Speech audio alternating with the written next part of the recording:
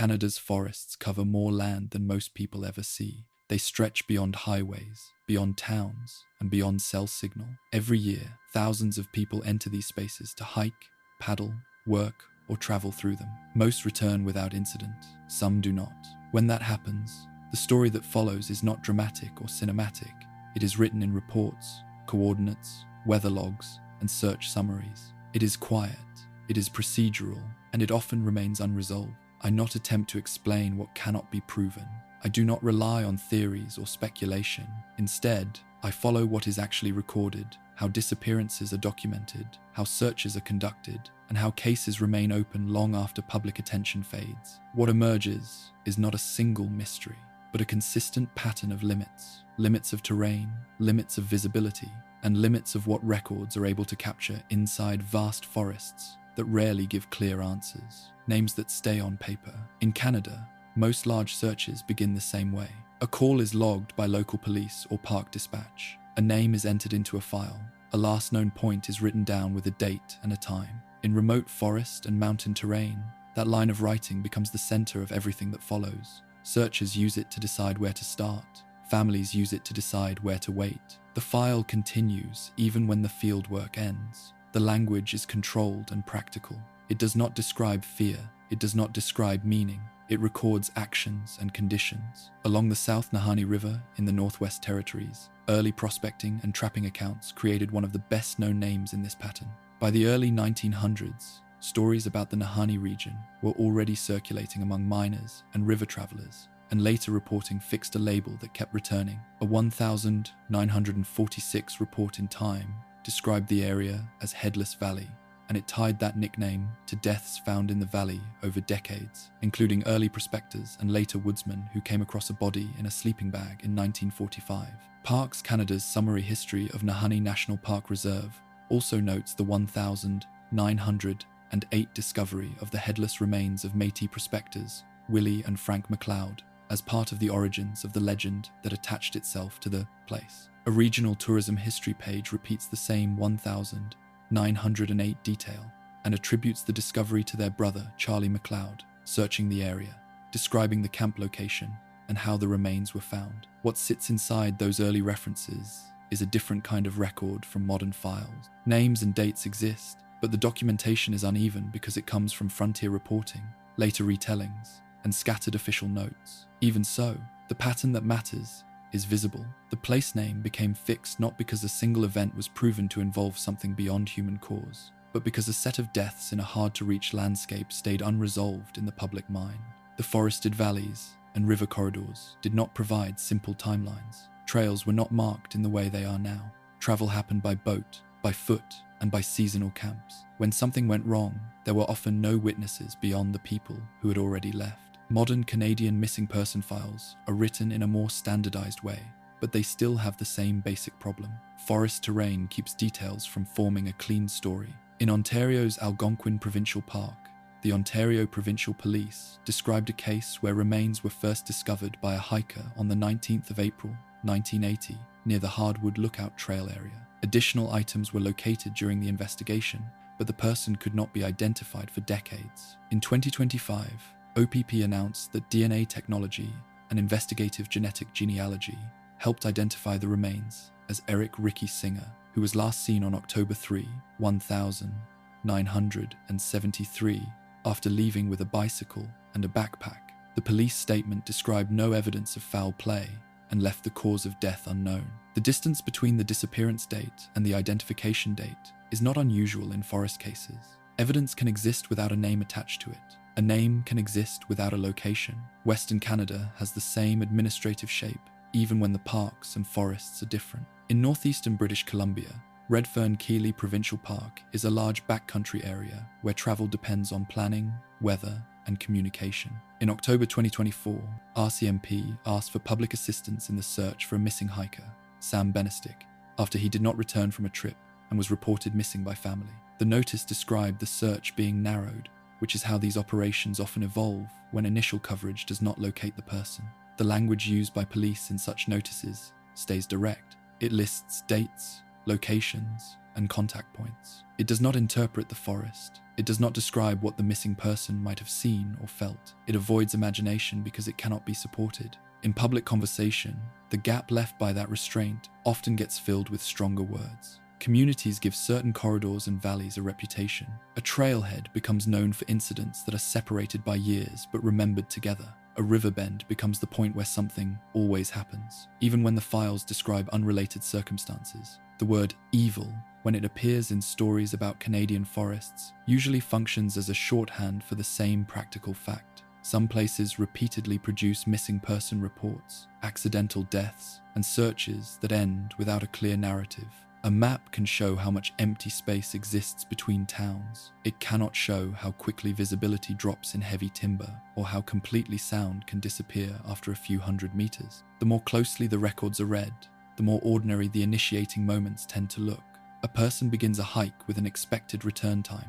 A trip is planned around a weekend. A route is chosen because it seems familiar. A change in weather arrives earlier than forecast. A navigation error becomes more serious than it first appears. In those situations, the forest is not described as a force with intent. It is described through conditions: distance, slope, water, temperature, daylight. Search managers document grid areas, air support, dog teams, and the reasons operations are suspended. Suspension is not the same as a resolution. It is a decision tied to safety, probability, and available resources. Nahani's older accounts show how the same landscape once produced stories instead of standardized incident report. The 1946 time item framed the region through the label Headless Valley and listed separate deaths and disappearances as part of that frame. Parks Canada's background notes that legends of haunted valleys and lost gold grew after the MacLeod brothers were found, and that later deaths added to the legends, which is a careful way of describing how narrative attaches to repeated misfortune.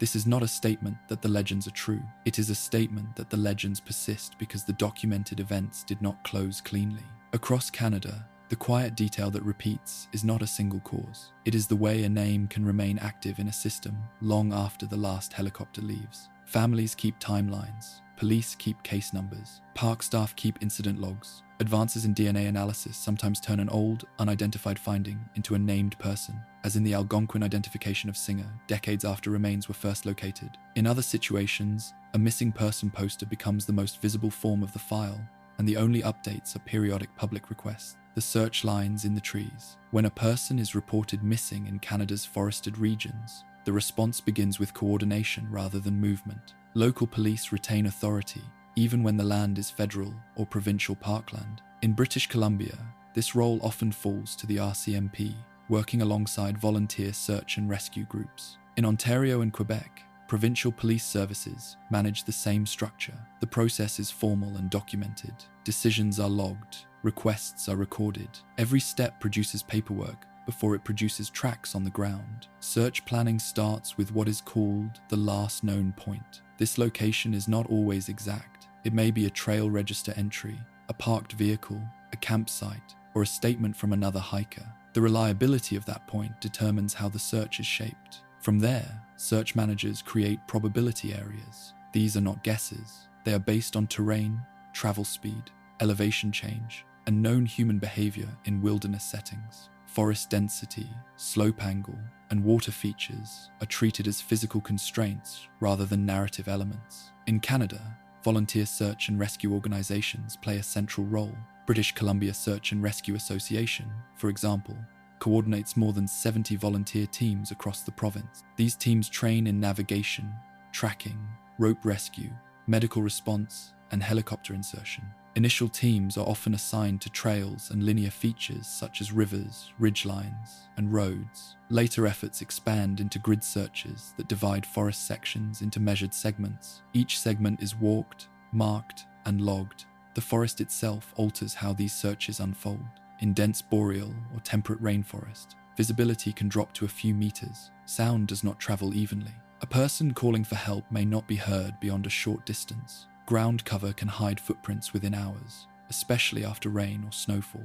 In mountainous regions, wind and weather add additional limits. Helicopter crews describe how tree canopy can conceal movement and color, making aerial searches less effective than expected. Search dogs are often used early, when scent is freshest. Handlers document wind direction, temperature, and humidity because these factors affect how scent moves. In older cases, dogs may still be deployed, but expectations are adjusted. A negative result does not mean a person was never there. It means no usable scent remained along the route tested. These distinctions are written into search summaries and later read by investigators and families. The duration of active searching varies. Some operations last days, others continue for weeks with changing intensity. In national and provincial parks, weather windows often dictate timing. A snowstorm can pause ground efforts. Rising rivers can make certain zones inaccessible.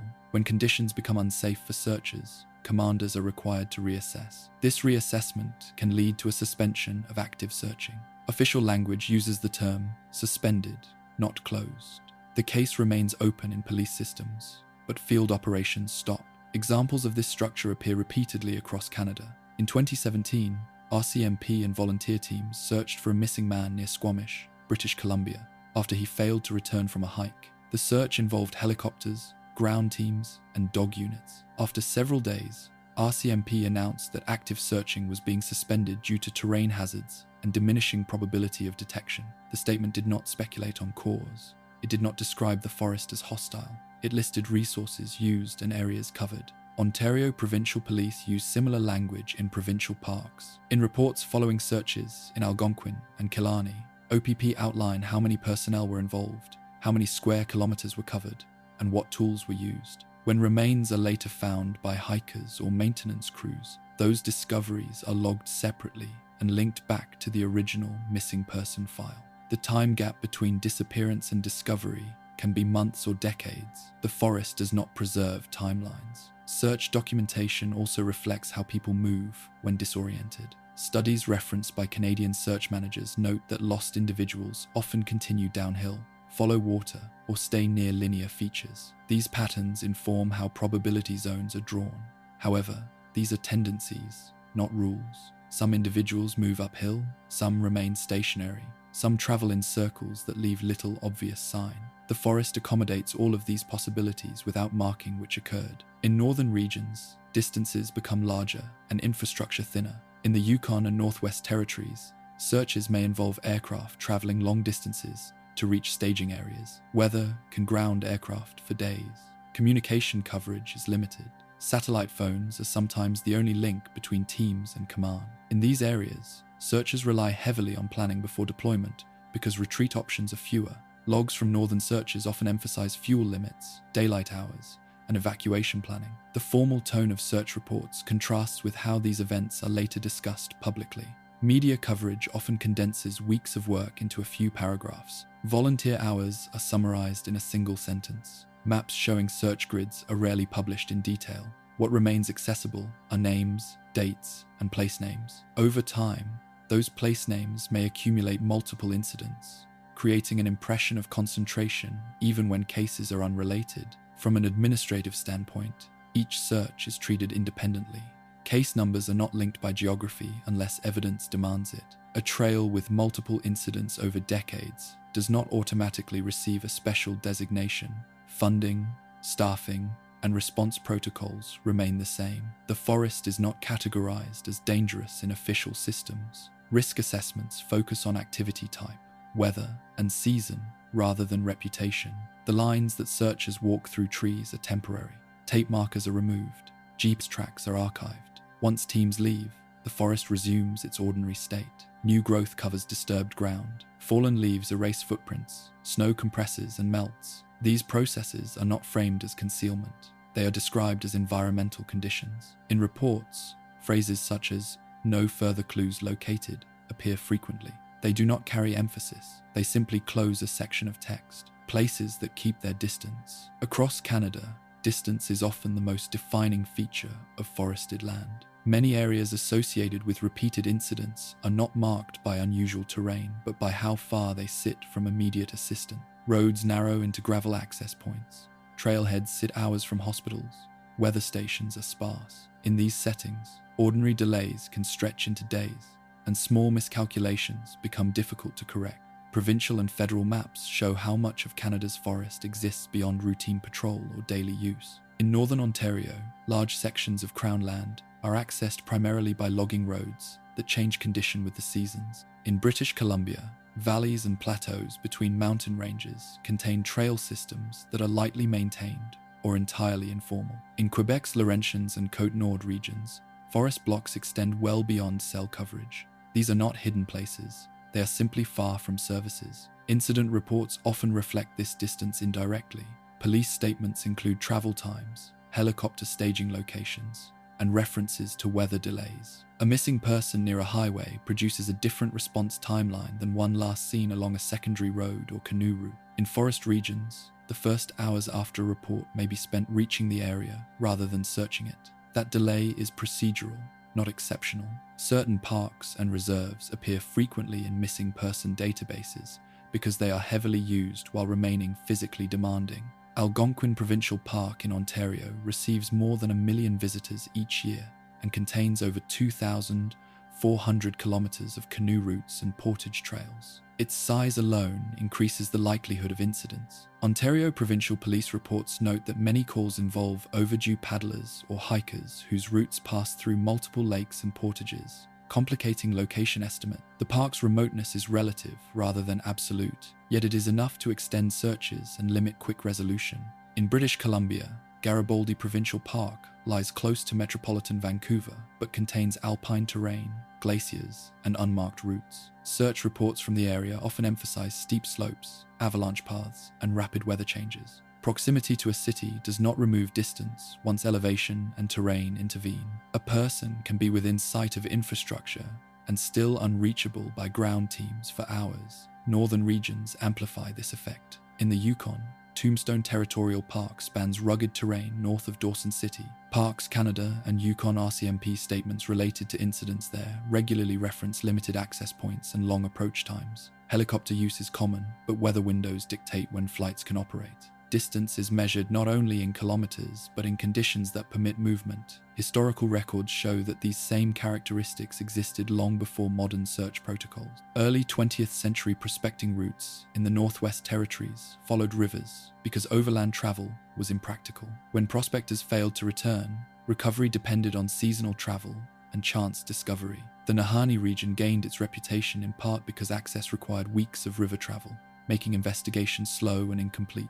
The terrain did not change, documentation did. Modern mapping has improved accuracy but not reach. Satellite imagery can identify clearings, waterways, and elevation changes. It cannot determine where a person moved after leaving a known route. GPS tracks from devices are useful only if the device remains functional and is later recovered. Police and park agencies note this limitation in advisories, encouraging visitors to carry emergency beacons. Even when beacons are used, response times still reflect distance. Distance also affects how information spreads. In urban disappearances, witnesses, cameras, and transactions generate data. In forested regions, records may consist of a single trail register entry or a parked vehicle. Surveillance infrastructure does not extend into wilderness areas. As a result, files rely heavily on physical search rather than digital reconstruction.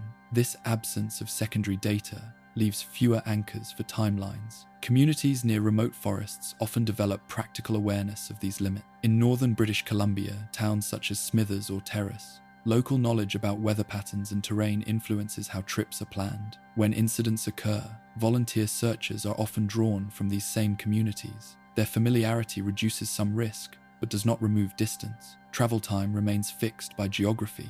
Public memory, however, tends to compress distance. Incidents separated by dozens of kilometers and years may be spoken of together because they share a park name or forest designation. Administrative boundaries create categories that do not reflect on the ground separation. A missing person in one drainage basin may have no relation to another case in a different valley, yet both are recorded under the same park or region. Official reports maintain separation. Each file includes precise coordinates, dates, and circumstances. Cross-referencing occurs only when evidence suggests a connection. The repeated appearance of certain place names reflects usage patterns rather than identified causes. High-traffic wilderness areas generate more reports. Extremely remote areas generate fewer reports but longer searches when incidents do occur. Weather adds another layer to distance. In Canadian forests, Seasonal transitions can happen quickly. Snowfall in higher elevations can occur while valleys remain clear. Rivers swell during spring melt. Fog reduces aerial visibility.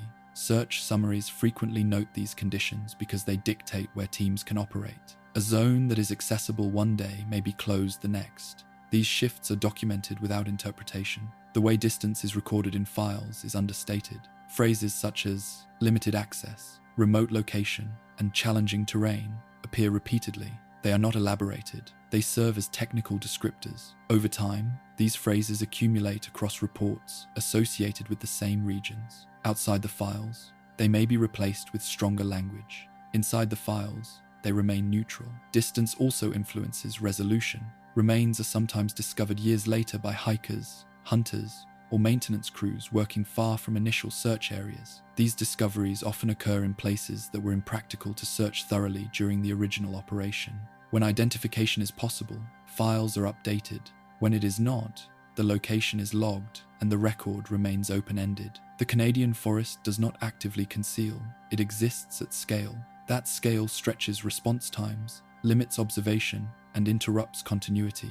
In official documentation, this reality is expressed through measurements, access notes, and logistical constraint. Place names persist in records because they describe where effort was applied, not because they explain what happened. The ordinary last day. Police files often begin before anything goes wrong. They open with notes about plans that were made and carried out as expected. A departure time is written down. A destination is named. A return window is estimated.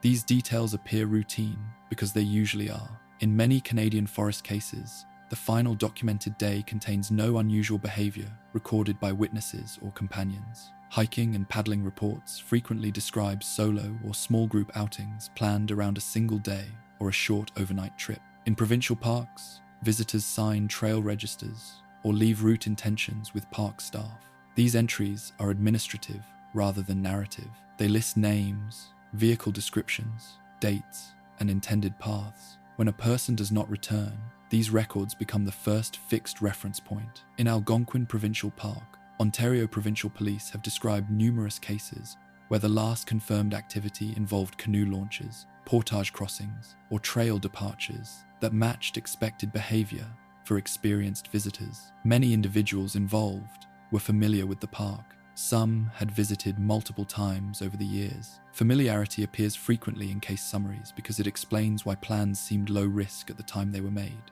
Weather records are often attached to timelines. Environment and Climate Change Canada data is used to document conditions on the day of disappearance. Reports may note temperature ranges, wind speeds, precipitation, and daylight hours. These notes are factual. They do not suggest cause. They establish context. A day described as clear and mild in the morning can still end with reduced visibility or falling temperatures later, especially in elevated or shaded forest areas. Vehicle locations form another common anchor. Park wardens and police routinely note when a car was found at a trailhead, access road, or launch point. The presence of a vehicle confirms arrival, but not movement beyond that point. In some cases, parking areas are shared by multiple trails or routes, making it difficult to determine the exact direction taken. The vehicle becomes a stationary marker while the person's path remains inferred. In British Columbia, RCMP reports often describe last contact through brief messages or check-ins. A text message sent from a trail junction, a call placed before cell coverage dropped. These communications are logged with timestamps and content summaries. They rarely contain urgency. The absence of concern at the time becomes notable only after the person fails to return. Camping records also appear in timelines. Reservation systems show booked sites that were never occupied or vacated earlier than planned. In backcountry areas without formal reservations, campsites are identified through witness statements or physical traces such as fire rings or tent impressions. These findings are dated and photographed. They indicate presence without explaining departure. Family statements are included carefully. Police summaries often note that relatives describe the missing person as prepared, experienced, or cautious. These descriptions are recorded as reported information rather than conclusions. They explain why certain decisions, such as traveling alone or choosing a particular route, were considered normal for that individual. In northern regions, flight plans can replace trail registers. Charter pilots and bush operators maintain logs of passenger drop-offs and scheduled pickups. In the Yukon and Northwest Territories, Several missing person cases begin with a missed pickup time at a lake or gravel bar. The last ordinary action is the aircraft departure. After that point, records depend on what was left behind at the landing site. Equipment inventories are another feature of early timelines. Search managers document what gear the person was known to carry. This information comes from companions, family members, or purchase records. Notes may include clothing type, footwear, food supply, navigation tools, and emergency devices. These details are used to estimate endurance and movement, not to assess judgment. In Quebec's provincial parks, Sûreté du Québec reports often include statements from park staff who interacted briefly with visitors. These interactions are described as uneventful: a greeting at a gate, a permit check, directions given. The lack of irregularity becomes part of the record because it confirms that nothing appeared wrong at the time. Historical cases show the same structure with fewer details. Early 20th century prospectors and trappers left behind ledger entries, supply lists, or notes indicating intended route. When they did not return, those documents became the only record of the last ordinary day. Later accounts sometimes add interpretation, but original references are sparse and factual. The transition from ordinary to uncertain is usually marked by time rather than event. A person does not arrive when expected. A vehicle remains overnight. A campsite is found empty. Police are contacted after these thresholds are crossed. The delay between last confirmed activity and report varies. In day-use areas, it may be hours. In backcountry settings, it may be days. Search files reflect this delay without emphasis. They list when the person was last seen, when they were reported missing, and when the search began. These intervals are important operationally, but they are not treated as indicators of cause. They are measurements. In many cases, the last day includes choices that are common among wilderness users. Routes are adjusted to save time. A loop is shortened. A side trail is explored. These actions are reconstructed from maps and known behavior patterns. They are presented as possibilities rather than conclusions. The language remains conditional. The forest itself does not appear in these early records as an active element. It is present through descriptions of trail type, vegetation, and terrain. Dense forest is noted because it affects visibility. Wet ground is noted because it affects travel speed. Rivers are noted because they define boundaries. These are physical facts. The calm tone of early documentation contrasts with later public narratives. Media summaries may describe the last day as ominous in hindsight. Official files do not. They treat it as a sequence of documented actions followed by an absence of further data. That absence is the point where searching begins. What remains consistent across Canadian cases is how unremarkable the final confirmed day appears on paper. The entries do not indicate distress. They do not predict outcome. They establish a baseline from which deviation is measured. Everything after that point depends on terrain, time, and chance discovery. The record does not assign meaning to the moment when contact ends. It simply notes that no further information was received. From there, the focus shifts away from plans and toward coverage, probability, and logistics. The ordinary nature of the last day is preserved in the file as a factual starting point, not as a narrative device. When the records stop moving, after an active search is suspended, the missing person file does not close. It changes state. In Canadian police systems, the case remains open unless remains are identified or definitive information is obtained. The wording used in reports reflects this shift. Active, searching suspended, appears alongside dates and authorization notes. The language is administrative. It indicates that field operations have ended under current conditions, not that the matter is resolved. From that point forward, updates become infrequent. The file is maintained through periodic review rather than daily action. Evidence already collected is catalogued and preserved. Maps showing searched areas are archived. GPS tracks from teams are stored. Photographs of items or locations are labeled and logged. These materials do not degrade in the same way physical terrain does, but they do not generate new information on their own. Police agencies describe this stage as ongoing investigation without active deployment. Tips from the public are still accepted. If credible information is received, the status can change. In practice, months or years may pass without a single addition. Administrative continuity depends on jurisdiction. In British Columbia, the RCMP retains responsibility even when volunteer teams are involved. In Ontario and Quebec, provincial police services perform the same role. Parks agencies retain incident reports related to land use. but they do not lead investigations. The separation of responsibilities is documented and formal. Transfers of information occur through written summaries rather than informal communication. Evidence limits are noted explicitly.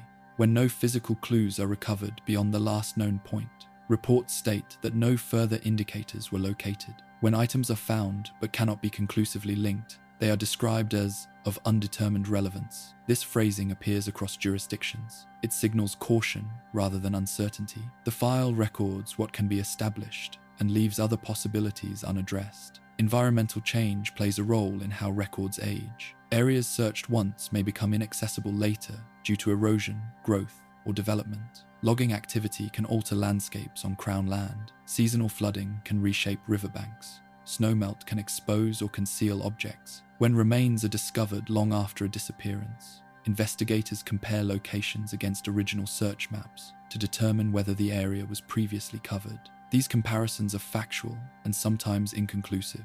Identification, when it occurs, often relies on advances outside the original investigation. In recent years, Canadian police have used forensic anthropology and DNA analysis to identify remains that had been held without a name.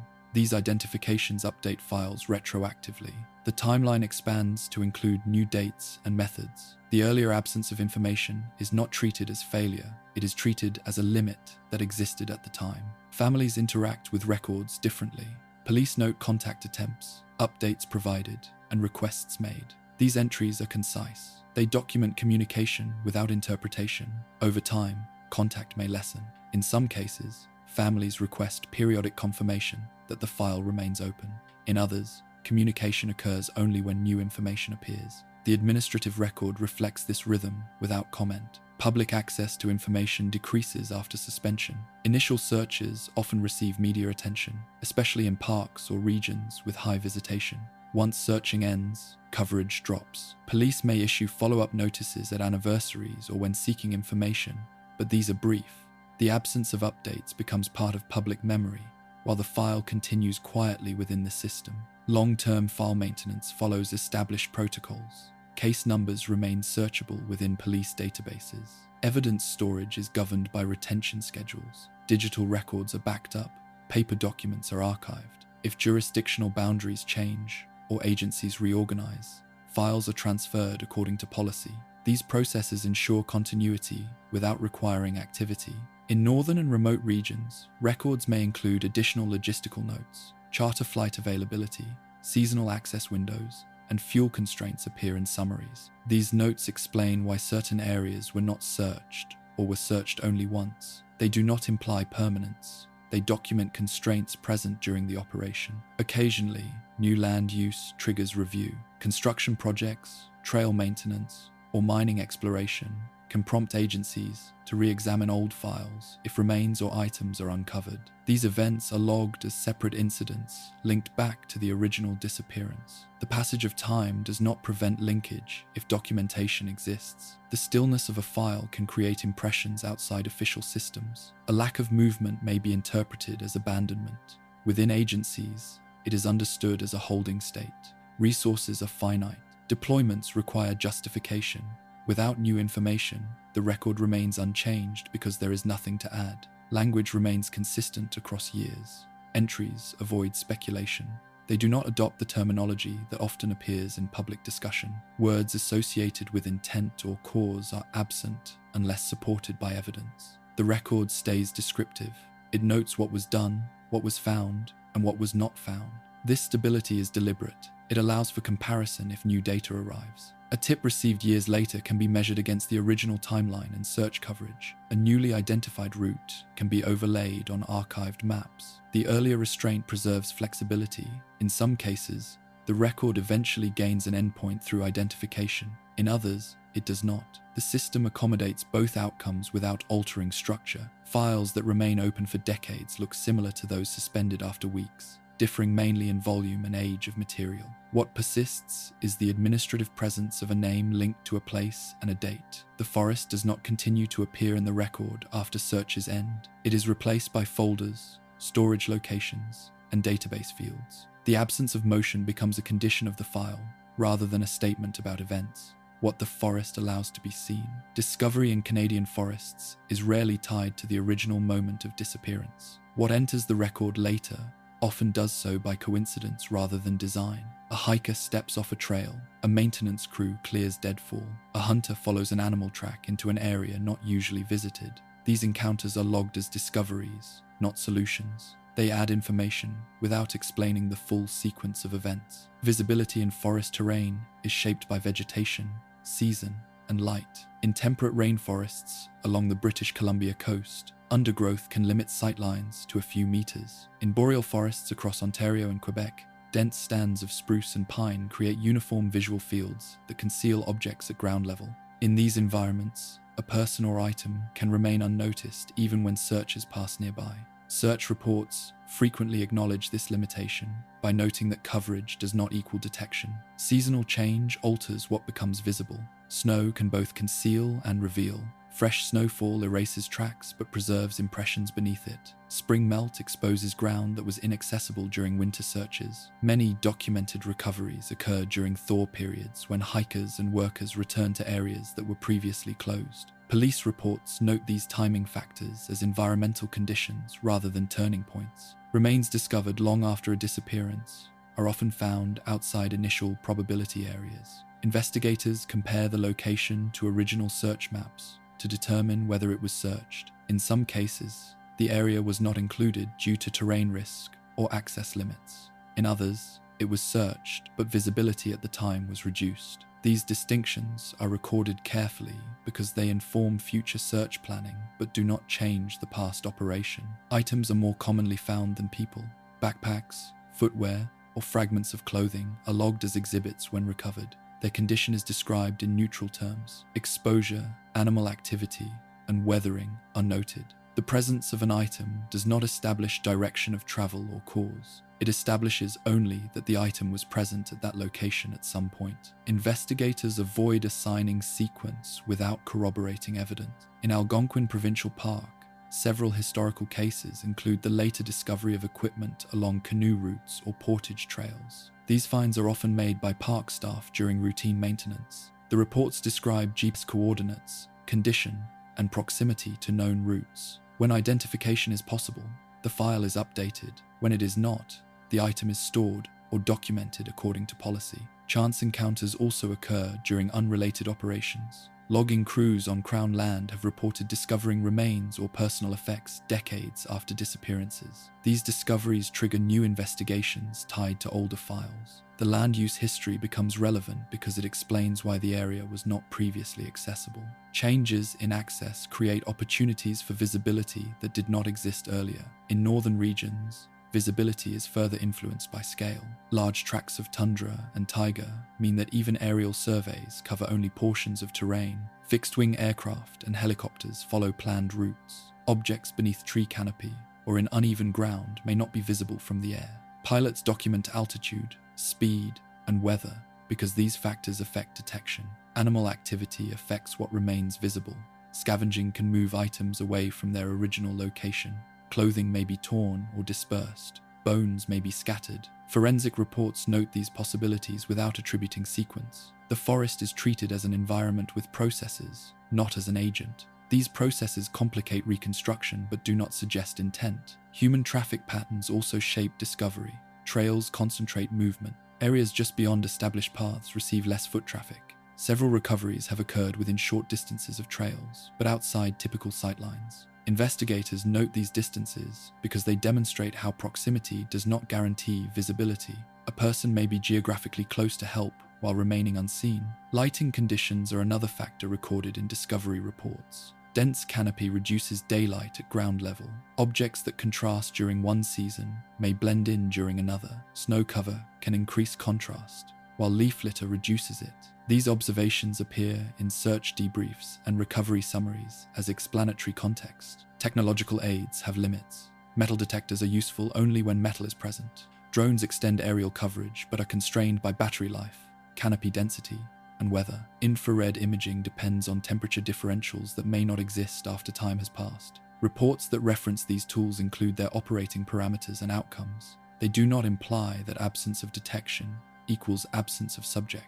Public narratives often focus on how close discoveries are to initial search areas. Official records focus on why those areas were difficult to search effectively. Terrain descriptions include slope, angle, vegetation density, and ground stability. These details explain operational decisions without evaluating outcome. Discovery does not always bring clarity.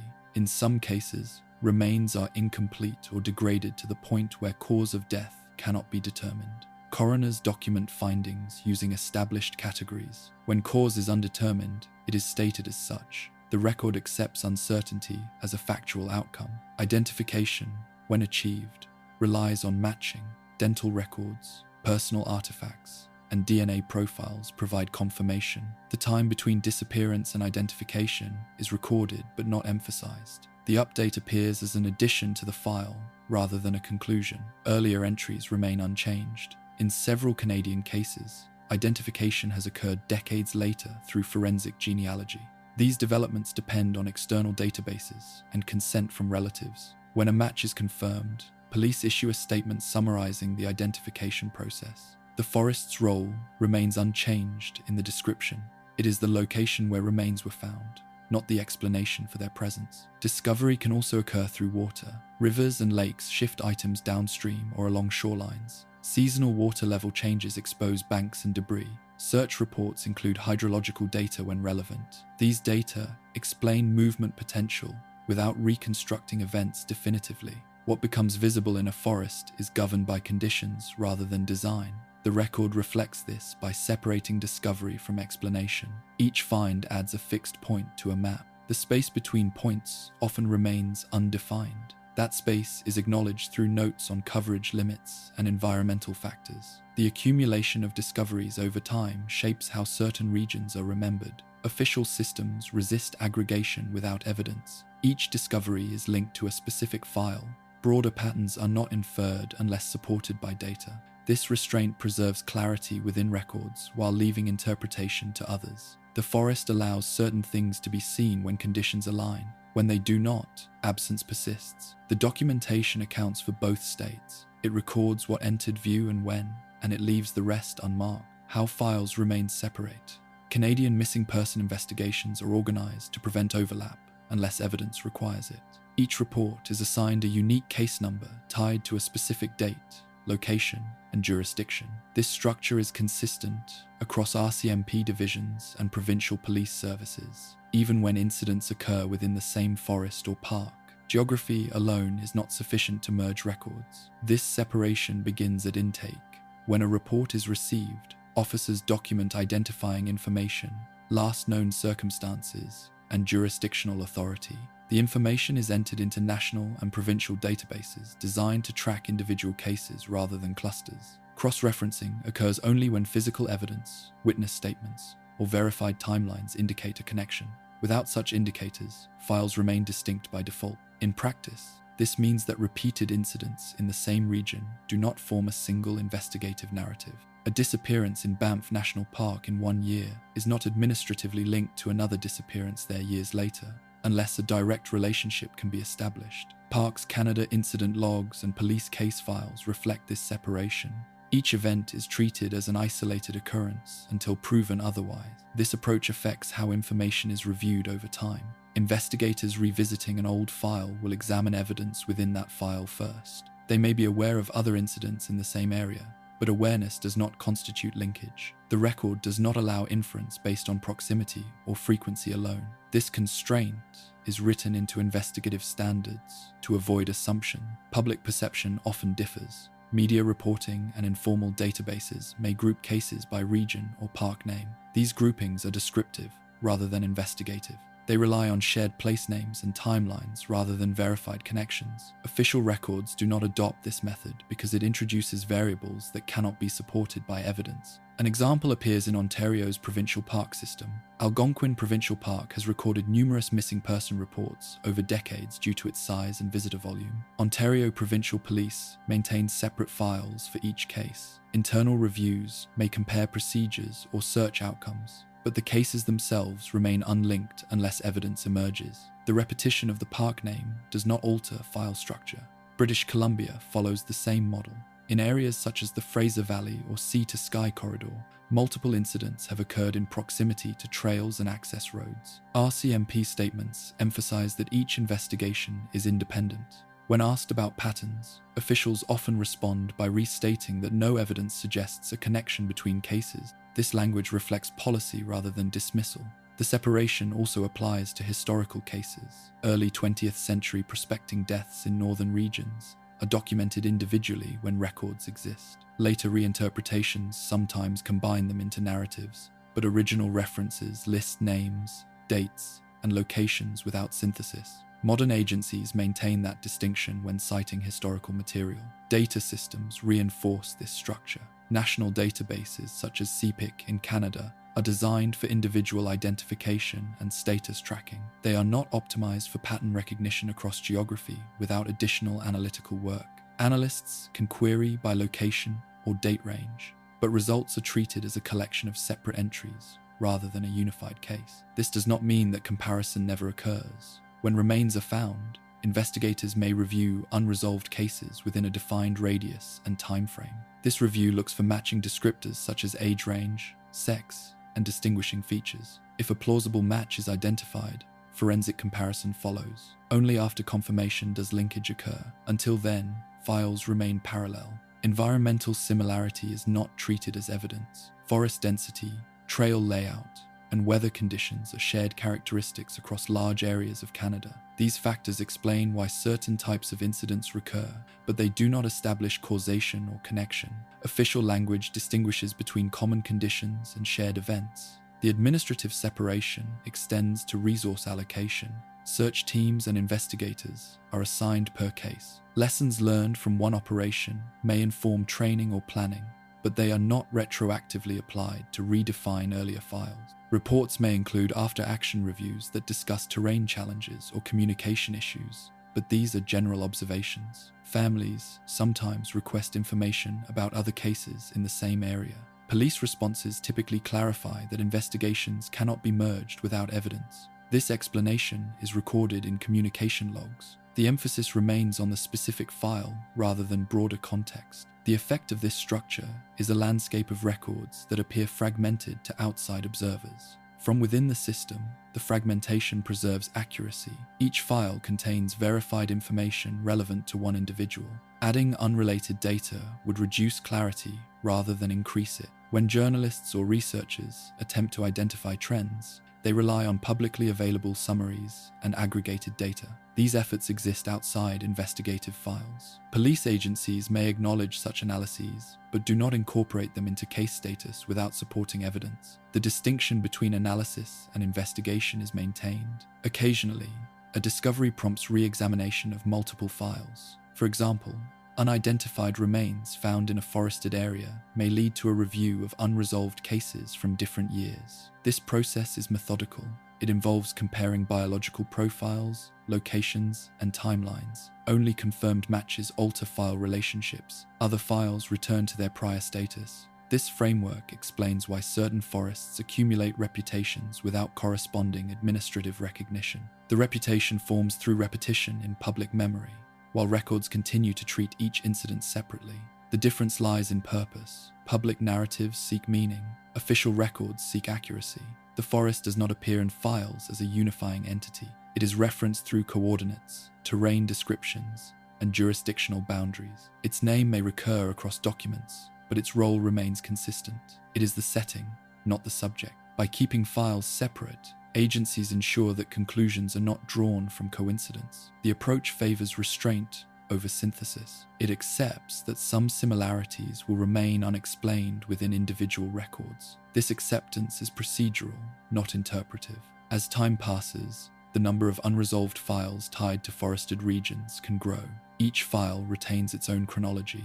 The accumulation does not change how any single file is handled. It remains open, suspended, or updated based on its own evidence. This separation shapes the overall record of disappearances in Canada's forests. It produces a collection of quiet, self-contained documents rather than a single narrative. The consistency of this structure is one of the most stable features across jurisdictions. Weather that arrives without notice. In Canadian forest incident files, weather appears as data rather than drama. Forecasts, observations, and warnings are attached to timelines because they influence movement and access. Environment and climate change Canada records are often cited directly. Temperature ranges, wind speeds, precipitation amounts, and visibility notes are copied into reports. These entries do not describe surprise. They document conditions as measured. Forecast accuracy decreases with distance from monitoring stations. Large areas of forest lie far from permanent sensors. Mountain valleys, coastal inlets, and northern plateaus produce localized weather that may not match regional predictions. Search reports acknowledge this by distinguishing between forecast conditions and observed conditions at the site.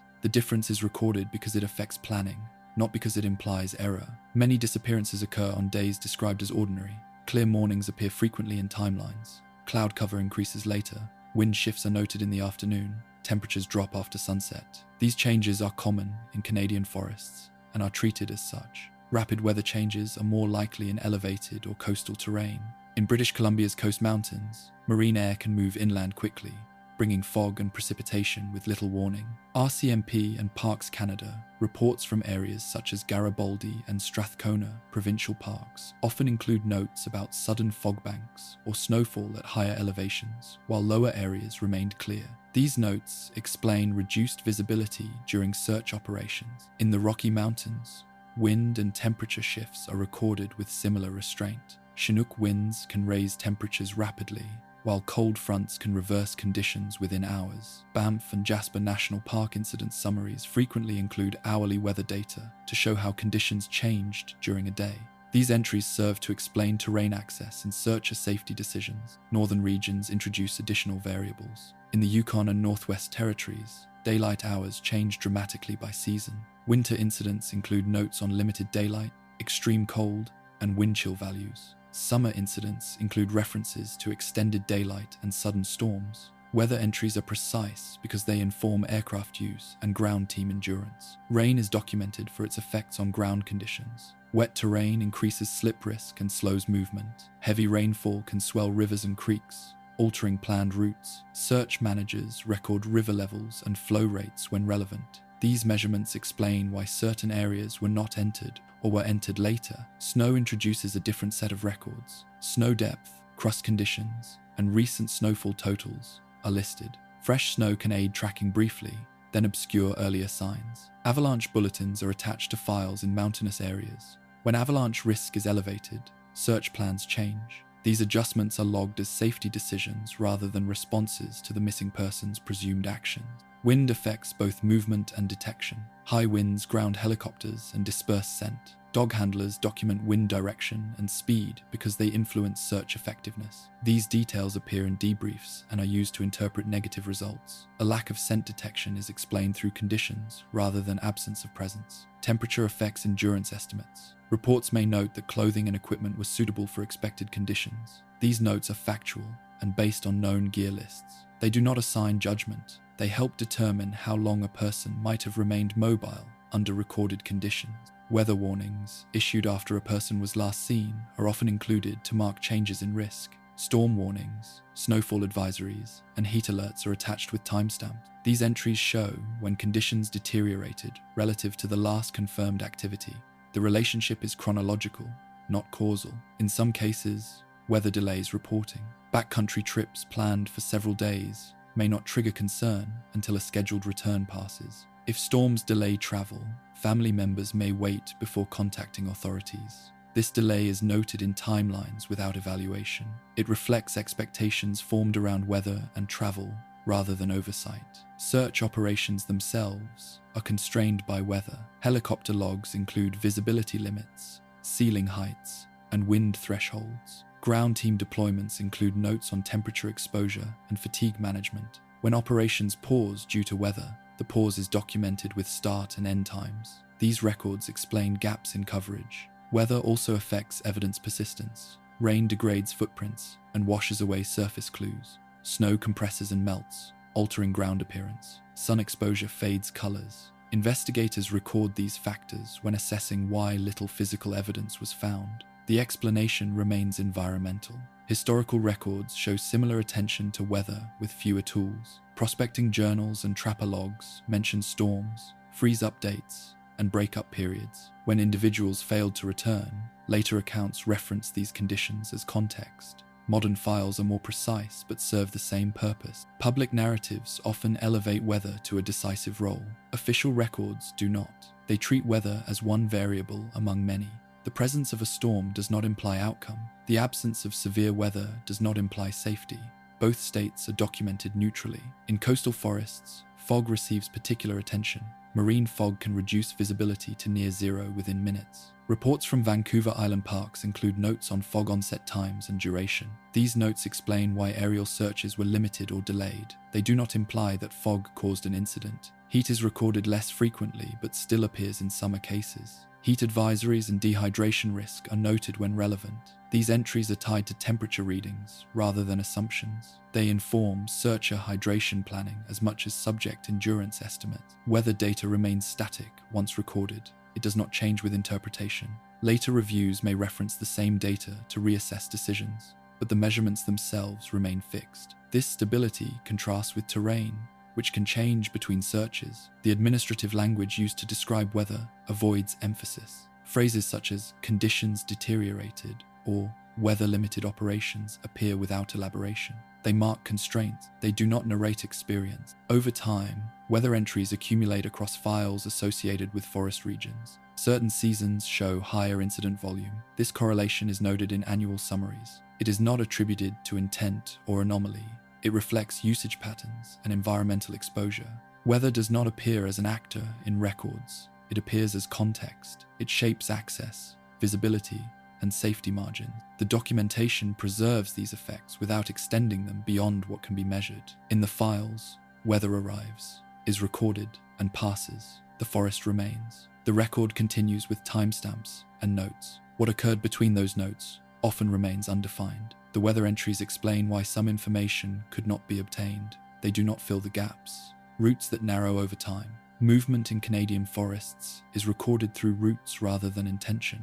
Trails, waterways, ridgelines, and access roads define where people are expected to travel. These features appear consistently in missing person files because they provide the only fixed structure in terrain that otherwise offers many possibilities. As time passes, the number of usable routes often decreases, and this narrowing is reflected quietly in the record. Trails are the most frequently referenced features. Park maps show official routes with distances, elevation change, and maintenance status. Incident reports note when a person was last confirmed on a marked trail and where that trail connects to others. Early in a search, multiple branches may be considered equally likely. As coverage progresses, some branches are cleared and removed from active consideration. This process is documented through grid completion notes and trail sweep confirmations. Unmaintained or informal trails complicate this narrowing. In many Canadian forests, especially on Crown land, unofficial paths exist due to hunting, logging, or repeated local use. These paths may not appear on maps. When investigators become aware of them, they are added to search plans. Their late inclusion is noted because it explains why certain areas were addressed after initial efforts. Water routes follow similar patterns. Canoe corridors in Ontario and Quebec parks consist of lakes connected by portages. Reports document which lakes were searched, which portages were walked, and which shorelines were checked. As time passes, attention shifts from primary routes to secondary ones, such as smaller inlets or less used portages. This shift is gradual and procedural.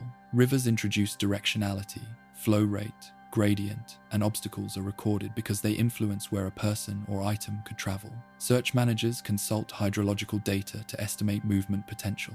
These estimates are bounded by known features such as rapids, dams, and bends. Over time, search focus may move downstream or to specific collection points. Each adjustment is logged. In mountainous regions, ridgelines and drainages define movement options. A person traveling uphill may encounter cliffs or snowfields that limit further progress. Downhill travel often leads into drainages that funnel movement into narrower spaces. Search reports reference these features to explain why certain corridors were prioritized. The narrowing is physical rather than inferred. As days pass, access constraints increase. Weather may close high routes. Fatigue limits range. Search safety protocols restrict entry into unstable terrain. These constraints reduce the number of areas that can be covered repeatedly. Reports reflect this by marking zones as searched or not safely accessible. The distinction is factual and remains unchanged unless conditions improve. In some cases, routes narrow because of infrastructure. Logging roads may be gated or decommissioned. Seasonal closures restrict vehicle access. When these changes occur during a search or afterward, they are noted in records. They explain why certain approaches were available at one time and not another. Human behavior studies inform but do not determine route analysis. Canadian search guidelines reference tendencies such as following paths of least resistance. These tendencies are applied cautiously. Reports often use phrasing that indicates possibility rather than expectation. A route is considered because it exists, not because it fits a narrative. Over longer periods, route information becomes less precise. Vegetation grows, trail markers fade, storm damage alters paths. When remains or items are discovered years later, investigators assess whether the route that once existed is still identifiable. This assessment is included in recovery reports to explain discrepancies between original maps and current terrain. Public discussion often imagines open forest as limitless. Official records show the opposite. Movement is constrained by geography, water, and terrain. These constraints shape search plans and later reviews. As options narrow, the record becomes more focused without becoming definitive. The narrowing of routes does not imply certainty, it indicates elimination. Areas are ruled out based on coverage, safety, or access. What remains is smaller in scope but still incomplete. This distinction is maintained in documentation to avoid overstatement. In northern regions, the scale of routes is larger, but the principle remains. River systems define travel. Tundra limits concealment but increases distance. Aircraft landing sites create nodes of access. As time passes, attention centers on these nodes. The narrowing reflects logistics rather than inference. When searches end, the final map often shows a limited set of unsearched or partially searched corridors. These corridors remain noted in files. They are not described as likely or unlikely. They are described as unaddressed under existing conditions. This language preserves neutrality. If new information appears later, such as a sighting or recovered item, route analysis resumes from that point. Earlier narrowing does not prevent expansion. The record allows for both contraction and renewal. The route framework supports this flexibility. Over time, repeated cases in the same region may show similar narrowing patterns because the terrain imposes the same limits. Official systems treat these patterns as operational realities. They do not aggregate them into explanations. Routes narrow because options are removed by distance, terrain, and time. The documentation reflects this through maps, notes, and status updates. The process is quiet and technical. It produces fewer possibilities without producing answers. What remains unrecorded? Canadian missing person files are built from what can be fixed in time and space. Everything else is absent by design. The record includes dates, locations, actions taken, and materials found. It does not include moments that left no trace. These omissions are not treated as gaps to be filled. They are accepted as limits of documentation. Many movements occur between recorded points. A person leaves a trailhead. The next known marker may be a campsite, a shoreline, or nothing at all. The space between these points is rarely described in detail because there is no source for that detail. Investigators avoid reconstructing unobserved movement unless evidence supports it. As a result, large portions of time remain undefined in the file. Forests produce few witnesses. Encounters between strangers are brief and often forgotten if nothing unusual occurs. A hiker passed on a trail may not recall the meeting later or may not recognize its relevance. When witnesses do come forward, their statements are logged with time estimates and locations. If estimates are uncertain, that uncertainty is recorded. Statements that cannot be placed reliably are noted but not weighted heavily. Digital absence is common. Many forested areas lack cell coverage, surveillance cameras, or transaction points. Phones may stop transmitting data after leaving coverage. GPS devices may fail or be turned off. When digital records end, the file notes the last signal location and time. There is no information about what occurred after that point unless something physical is later recovered. Environmental processes remove traces quickly. Footprints fade, broken branches fall, disturbed ground settles. Rain and snow accelerate these changes. Search reports acknowledge that lack of evidence does not imply lack of movement. It implies that movement did not leave a lasting mark. This distinction is preserved in language to avoid inference. Sound is also unrecorded. Shouts, Calls, or other noises, leave no permanent record unless heard and reported by someone else. In dense forest, sound does not travel far or evenly. Investigators do not speculate about whether calls were made. The file reflects only what was heard and documented. Time perception is another unrecorded element. How long a person remained in one place, rested, or changed direction is rarely knowable. Estimates based on distance and terrain are used for planning but are not entered as facts. The record avoids assigning durations to unobserved activity. Physical condition changes remain undocumented unless inferred from evidence. Fatigue, injury, dehydration, or disorientation may occur without leaving visible signs. Unless remains are found and examined, these states are not recorded.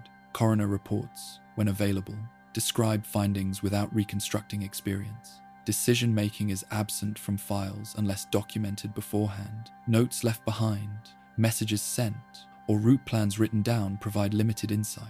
Choices made after departure are not described unless they can be inferred from maps or recovered items. Investigators avoid attributing intent to unrecorded actions. Weather effects at a personal level are also absent. While temperature and precipitation are logged, how those conditions were experienced by an individual is not described. Reports do not include assumptions about comfort, fear, or urgency. Animal encounters are rarely documented. Unless physical evidence indicates interaction, such events remain outside the record. Wildlife presence is noted only when relevant to search, safety, or evidence interpretation. Speculation about encounters is excluded.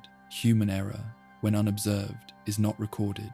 A wrong turn, misreading of a map, or misjudgment of distance leaves no administrative trace unless it results in recoverable evidence. The record does not assign error without confirmation. It records outcomes, not suppositions. Historical cases illustrate this absence clearly. Prospectors and trappers often left minimal documentation. When they failed to return, later accounts listed their intended routes and supplies. What occurred afterward remained unknown. Modern files are more detailed, but the same boundary exists. Technology increases precision only where data is generated. Recovered items create partial records. A backpack found years later establishes presence at a location but not sequence. Investigators document condition, contents, and context. They do not reconstruct how or why the item was left there unless evidence supports such conclusions. The moment of separation between person and object remains unrecorded. Maps included in files show coverage, not experience. They indicate where teams searched and when. They do not show where a person walked unless tracks were documented. Areas not searched are marked, but this marking reflects access and safety decisions rather than likelihood. Administrative silence also appears in long intervals. Years may pass without updates. During that time, nothing is added because nothing is received. The absence of entries does not imply inactivity outside the record. It implies that no information entered the system. Public interest sometimes focuses on these blank spaces. Official systems do not. Investigators are trained to work with what exists. They recognize that not all events can be captured. The structure of the file reflects this acceptance. When new information arrives after long periods, it is inserted without altering earlier entries. A discovery made decades later does not retroactively fill the missing years. It adds a new point. The space between points remains undefined. The unrecorded also includes routine actions by searchers that leave no lasting trace. Conversations in the field, momentary observations, and informal judgments are not part of the file unless formalized. This restraint ensures consistency but leaves experiential detail outside the record. Language used in files reflects this boundary. Phrases such as "no further information available" or "no additional evidence located" appear frequently. They close sections without commentary. They acknowledge limits without emphasizing them. The result is a record composed of fixed elements separated by open intervals. These intervals are not described as mysteries. They are described as unknown. The distinction matters within administrative systems. Unknown does not invite explanation. It marks a stopping point. In Canadian forest cases, what remains unrecorded often exceeds what is recorded. This imbalance is not treated as a flaw. It is an expected outcome of operating in environments where observation is limited and traces are temporary. The file remains intact despite these absences. It holds names, dates, coordinates, and actions taken. It does not attempt to complete what cannot be supported. The forest does not appear in these unrecorded spaces. Neither does intent. Only absence does.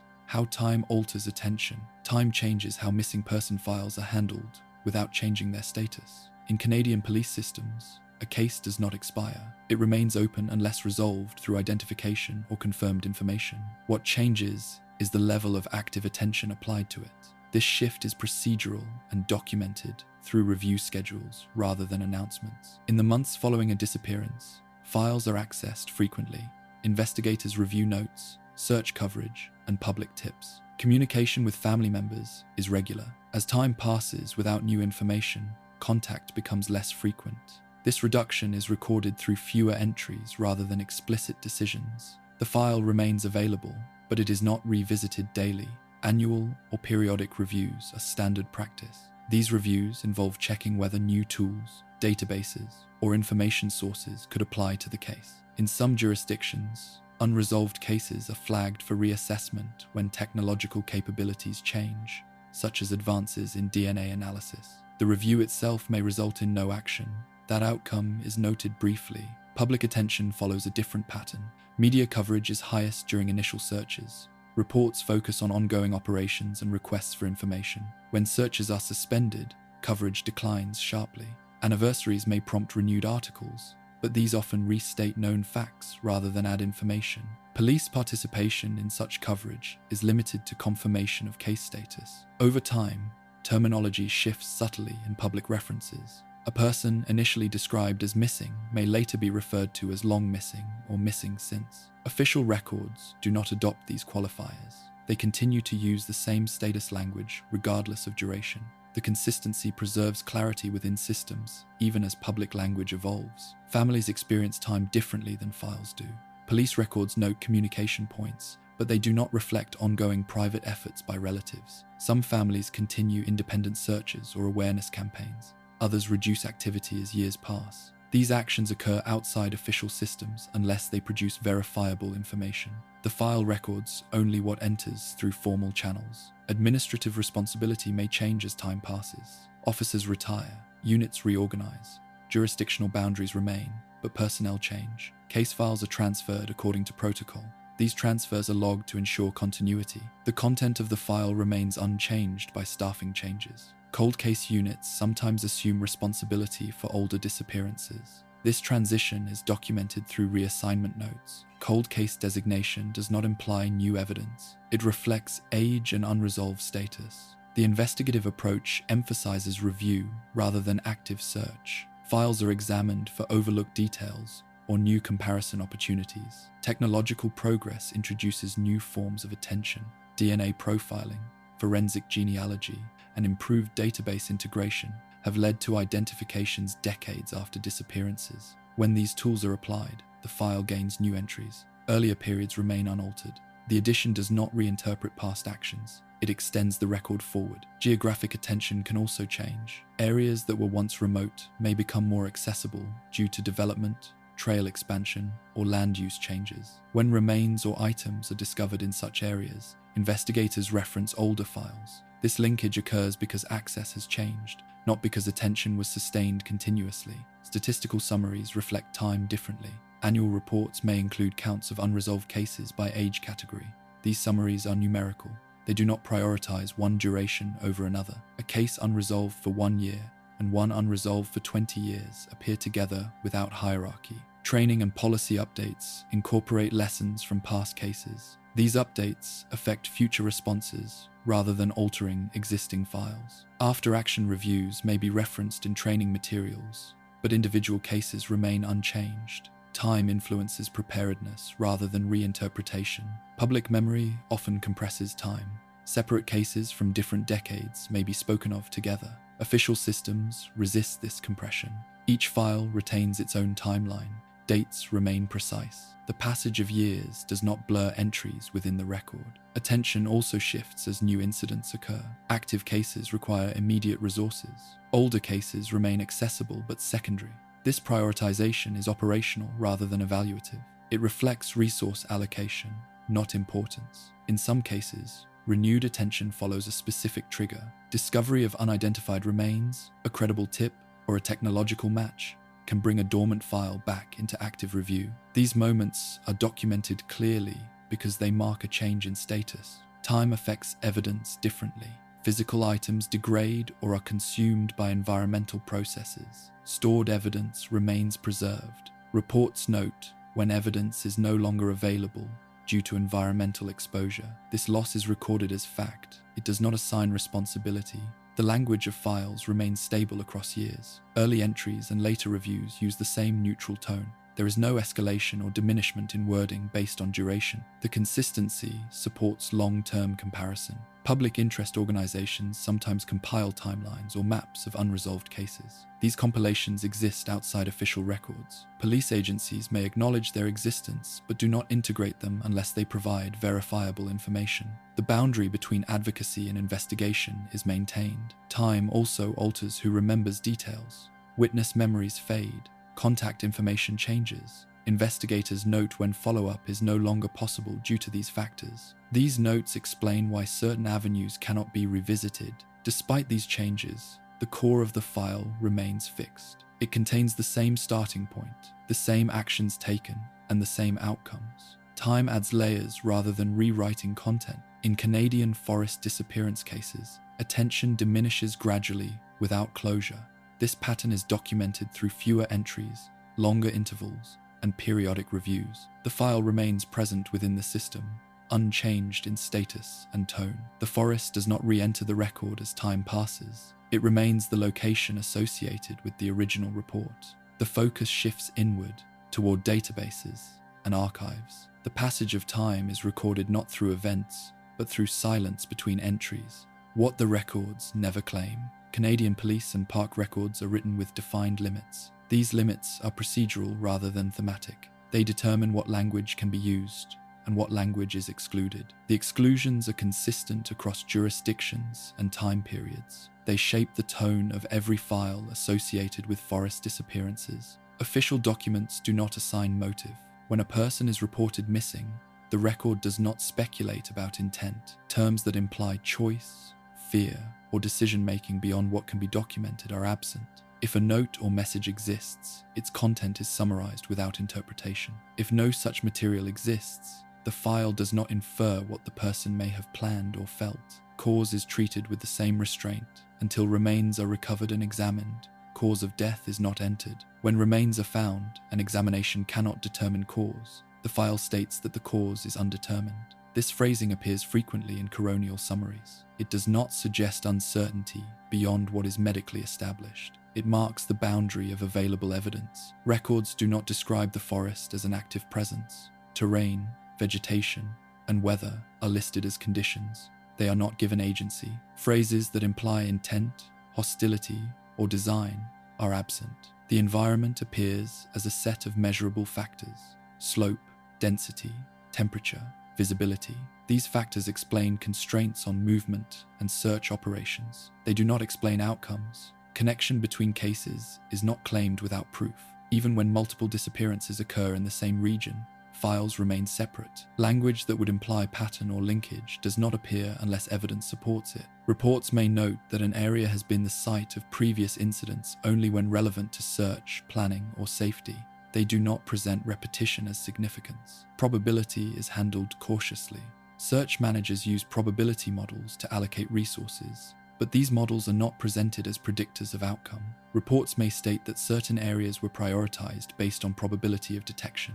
They do not state that unsearched areas are more or less likely to contain the missing person. The distinction preserves neutrality. Responsibility is not assigned without evidence. Records do not blame individuals for choices unless documented violations occurred and are relevant to the investigation. For example, a note may state that a permit was not obtained or that a trail closure was in effect. It does not extend beyond the documented fact. Records also avoid describing experience. Pain, fear, confusion, and resolve do not appear unless directly quoted from verifiable sources. The absence of these descriptions is deliberate. Investigative standards require that only observable or documented information be included. Experience without evidence remains outside the file. Speculation about wildlife is excluded unless supported by physical findings. Animal presence is recorded when relevant to searcher safety or evidence interpretation. Bite marks, scavenging patterns, or tracks are documented by specialists. Absent such findings,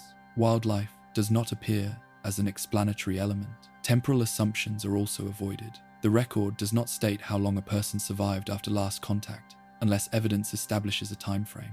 Estimates used for search planning are not entered as facts. They remain internal tools rather than recorded conclusions. Language that suggests inevitability is not used. Reports do not state that survival was impossible or that discovery was unlikely.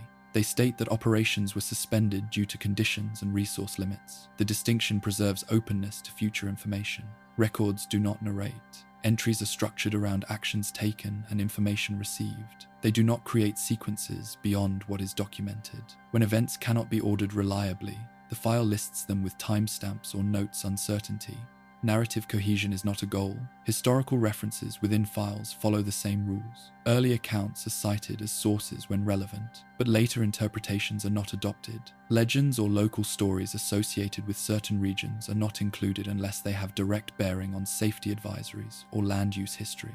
Even then, they are referenced as context rather than explanation. Records also avoid closure language unless closure has occurred. Terms such as case solved or matter concluded appear only when identification or confirmed information warrants them. In unresolved cases, the status remains unchanged, regardless of duration. The absence of resolution is stated plainly. Public-facing statements reflect the same limits. Press releases and updates mirror file language. They request information, describe actions taken, and confirm status. They do not expand beyond what is recorded. This consistency ensures that public communication does not exceed investigative certainty. Analytical conclusions are separated from investigative files. While agencies may conduct internal reviews to improve procedures, these reviews do not redefine individual cases. Lessons learned are applied to training and policy. They are not retroactively inserted into files. Records do not claim uniqueness. A case is not described as unusual or exceptional unless specific circumstances require such designation for safety or classification. The absence of such language prevents comparison based on perception rather than evidence. Silence is treated as information only in operational terms. A lack of sightings, signals, or evidence is recorded as absence. It is not interpreted as concealment or intent. The record distinguishes between not found and not present. The administrative tone persists, even when families and communities use different language. Files note public interest or media inquiries when relevant, but they do not adopt external framing. The boundary between record and narrative is maintained. Records also avoid forward-looking statements. They do not predict future discoveries or outcomes. They state what actions will occur next only when those actions are scheduled, such as periodic reviews or evidence testing. Unscheduled possibilities are not described. The effect of these limits is cumulative. Over time, files become collections of verified points, separated by undefined intervals. The undefined space is acknowledged through absence rather than filled with interpretation. This approach ensures consistency across cases and jurisdictions. In Canadian forest disappearance records, what is not claimed is as consistent as what is claimed. Motive, intent, pattern, and explanation remain outside the file, unless evidence demands inclusion. The forest remains a location described by coordinates and conditions. The person remains identified by name and last known details. The restraint embedded in these records does not resolve uncertainty, it preserves it. The file remains open to future information by refusing to close narrative gaps prematurely. This refusal is procedural, not philosophical. What remains is a system that records action without assertion. It documents effort without interpretation. It maintains separation between fact and inference. The records do not explain what happened in the forests. They document what was known, what was done, and what was not found. If you found this documentary informative, consider liking the video and subscribing to the channel. It helps support long-form reporting like this. You can also share your thoughts in the comments or suggest topics you'd like to see covered next. Thank you for watching.